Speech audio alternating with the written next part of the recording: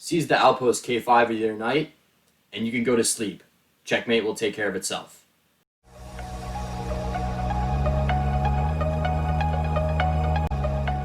Welcome back to another episode of Games to be Inspired by. I haven't made one of these in a while, but I'm back with what should be a pretty interesting game for you guys. This game was played in November of 2019 between American Grandmaster Sam Shankland, the former US champion, and Serbian Grandmaster Mihailo Stojanovic. Now, I'm not really sure what Shankland was doing playing at the European Club Cup because he is, of course, American, but maybe he was kind of like a foreign player playing on a European team. Anyway, this game is played in round 4, and as you can see, actually, based on the ratings, even though they're both Grandmasters, Shankland is certainly a tier above. And he actually reached a peak rating of 2730 earlier that year. So he's a very strong Grandmaster. And in this game, he's able to demonstrate a very strong attacking prowess and something that I think a lot can be learned from. So in the game, he opens with e4. And Stojanovic replies with e6, the French defense. And we have d4, d5, all standard, knight c3. And now knight f6, the classical variation. And here Shankland goes for e5, attacking the knight, kicking it back.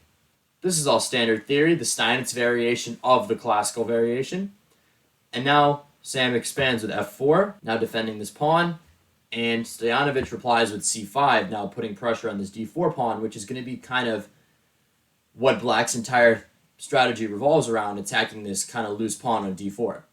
And so Sam defends it with knight f3. And we have knight c6. And now bishop e3. This is now the Boleslavsky variation of the Steinitz variation of the classical. And the way I actually found this game was I've had some struggles against this opening variation on my own. But I think Shankland here displays very well how to play against it. And here Black has two key ideas, queen b6 and a6. And queen b6 now puts even more pressure against d2, but White can now play knight a4, attacking the queen, and now attacking this pawn, and I'm not going to go too much into that theory, but it's possible. But instead, Stojanovic goes for a6, now looking to play b5 and expand the queen side. So here Shankland goes for knight e2, and this is an important move because he wants to make sure that this pawn is optimally protected, and he's even looking to play c3 and really solidify this pawn chain. And so Stojanovic continues with bishop e7, and we see c3. And now he decides to take on d4. And rather than take with the pawn, after which this d4 pawn is again going to become a bit of a target, he decides to take with the e knight, now opening up his light square bishop. And we have knight to c5 by Stojanovic. He's developing his knight, giving the bishop a little bit of breathing room. And here Shankland goes for knight b3. He's looking to attack the knight, and if the knight takes, then he'll take with the pawn, and his rook is going to become open. So his opponent just decides to go for b6. And we have bishop e2, and now both players castle. So now we're leaving the opening and quickly approaching the middle game, and it's going to be interesting to see how these players are going to put their plans into motion. And here you might notice that the e4 square is looking really juicy for the knight, but if this ever happens, then White can just play bishop d3 and immediately put pressure on it. So instead, Black just develops his bishop with bishop b7, and now Shankland starts to put his plan into motion, which is to attack on the king side. He already has these advanced pawns, and he now decides to try to get another piece in the game by playing queen to e1, from where the queen will be able to swing over to g3 and put some pressure against the king. And Black here counters with a5. He's looking to storm the queen side, play something like a4, a3, maybe mess up White's pawn structure, but Shankland isn't really bothered. He now plays knight to d4, getting the knight out of the way before it's even attacked, and now attacking Black's knight. And instead, Black decides to jump their other knight into e4. Nice little outpost. But as I said, bishop d3 combats this.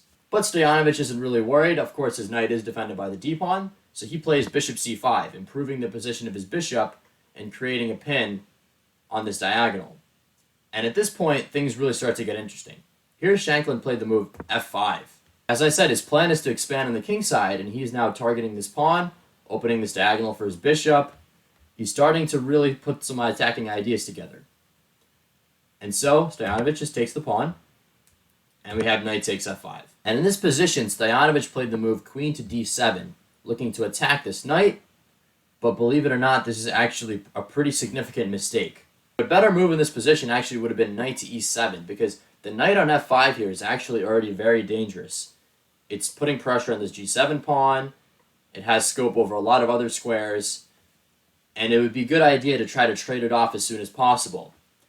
If this is the case, we would see something like bishop takes c5, knight takes, and after a move like queen g3 attacking, black can take, and after the knights are traded, white is still better, but black still has good chances.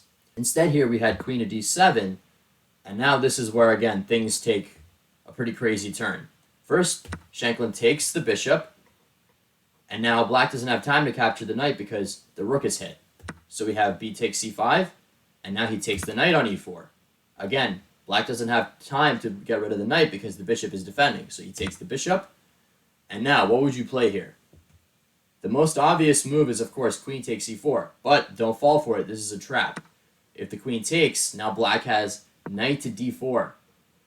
And now the queen is hit with a discovered attack, and the knight is hit twice. White is losing a piece.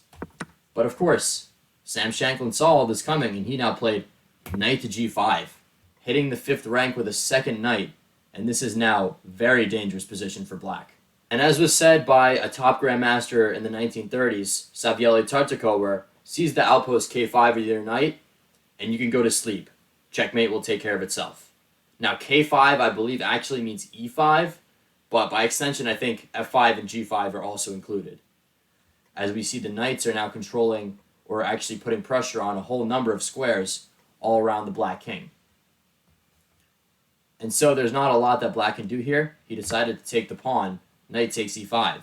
And now, what to do here? Well, as you may notice, white has a single piece that hasn't entered the attack yet. So he plays rook to d1, attacking the queen. And black here could have tried something like knight to d3, but instead he decided to move his queen out of the way and played queen c7. And now we've reached another pivotal point of the game. White to move, and how can you again improve your weakest piece? Try to see if you can find the move that he played here. And the move is queen to g3. Now pinning this knight and lining the queen up with the black king. If we look at this position now, all of white's pieces are perfectly placed. This rook is on an open file. This rook is on a semi-open file. These knights are just beautifully placed, and now we have the queen to add to that. Black is in a lot of trouble, like I said, so he now is looking for a move to try to defend against this. He decided to play rook a6. His idea being that if he swings the rook over to g6, and then he might be able to create a counterpin and kind of parry white's ideas. But unfortunately, this is way too slow of a plan. And finally, this is where the breakthrough happens. It's now white to play and basically to execute the winning move. And the move that Shankland played here is knight to e6. Bang. This is now an attack against the queen, but more importantly, he's threatening checkmate on g7 with the help of both knights. And black doesn't have a lot of things he can do here. Of course, if he takes the knight, then this is just checkmate. And if he tries to block, then he leaves his queen hanging. Both are very bad. So instead, black played the only move that he could possibly play to kind of prolong this game. Knight to f3 check. The idea is he wants to trade queens and then pick up this knight, and he's just hoping and praying that he'll be able to come out of this exchange in one piece. But Sam foresaw this, and he took with the rook. And after queen takes queen, of course, he could have taken with the rook and threatened this, but then the knight gets captured, and although white does get a check-in, the king will go to h8, and white is, of course, still better, but this is not even close to the best thing that white can play in this position. Shankland, who of course saw this whole combination unfold a few moves before, realized that in this position, he's not forced to take the queen, and instead, he was focused on attacking the king. So in this position, he played the elegant knight to h6 check.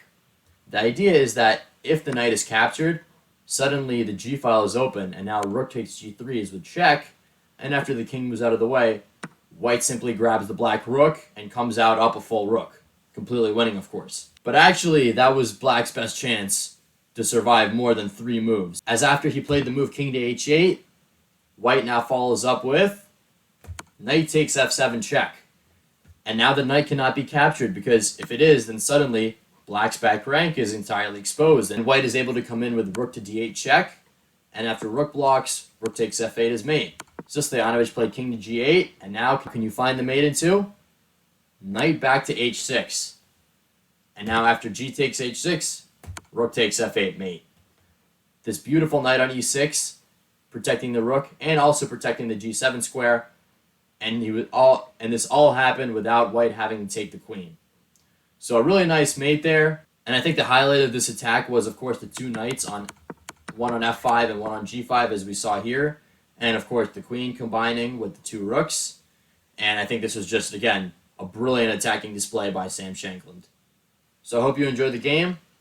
And feel free to comment below with any other interesting Grandmaster games that you would like me to cover on the series. And that's all. Until next time.